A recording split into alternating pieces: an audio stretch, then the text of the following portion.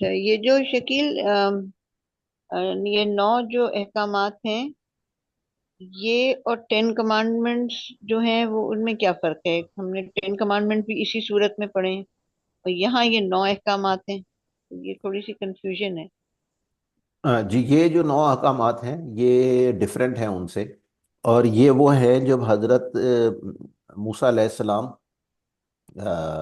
مدین سے آئے تھے واپس مصر، اور جب درمیان میں ان کو نبوت عطا ہو گئی تھی، تو پھر بنی اسرائیل میں جب وہ پہنچے تو انہوں نے ان بنی اسرائیل کی اب سمجھے کہ نشت ثانیہ کرنی شروع کی، اور ان کو دوبارہ سے جو ہے وہ اللہ تعالیٰ کے احکامات بتائے کہ کون سے ابھی تم نے کن باتوں کے اوپر عمل کرنا ہے، اور جو ہے وہ ان کے اندر نماز کا نظام بھی ختم ہو چکا تھا، تو وہ نماز بھی جو ہے انہوں نے کا نظام بھی قائم کیا تھا۔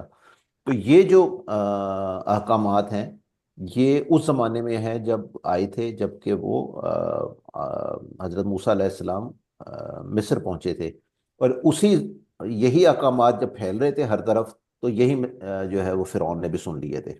تو یہ 10 کمانڈمنٹ سے فرق ہے۔ 10 کمانڈمنٹس وہ ہیں جو کہ تختیوں پر لکھ کر اللہ تعالیٰ نے دی تھیں، اور ان کی جو ڈیٹیل ہے وہ اس صورت میں ہم پڑھ چکے ہیں۔ وہ تو فرعون کے خاتمے کے بعد ہوئے تھے نا، یعنی جی ٹین ہاں، کمانڈمنٹس پھر بعد میں آئے نا، جی جب ہاں وہ، فرعون اور وہ غرق ہو چکے تھے اس کے بعد آئے ہیں۔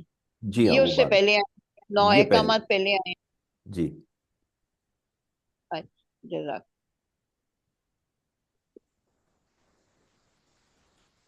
سر اسی سے ریلیٹڈ ایک دوسرا سوال یہ ہے جو کہ شاید آبویس ہی ہے، لیکن صرف کنفرمیشن کے لیے کہ یہ سارے جو 9 کی 9 نشانیاں ہیں، یہی مسلمانوں کے اوپر بھی جو ہے یہی احکامات ہیں، ان میں کوئی بھی ایسی چیز نہیں ہے جو کہ بعد میں یس، منسوخ ہوئی ہو کوئی یا ایسی چیز بدلی نہیں ہو؟ ہے جو واقعی چینج ہوئی ہو ہمارے لیے۔ اچھا جی، کوئی اور سوال ہے تو پوچھ لیں۔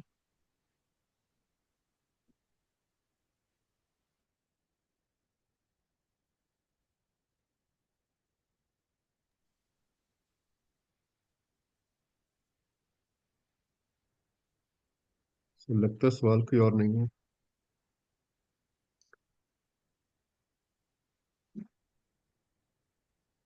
ٹھیک ہے جی، اگر کوئی اور سوال نہیں ہے تو پھر ہم یہیں پہ جو ہے وہ آج کے Q&A سیشن کا جو ہے وہ اختتام کرتے ہیں۔ شکریہ جی۔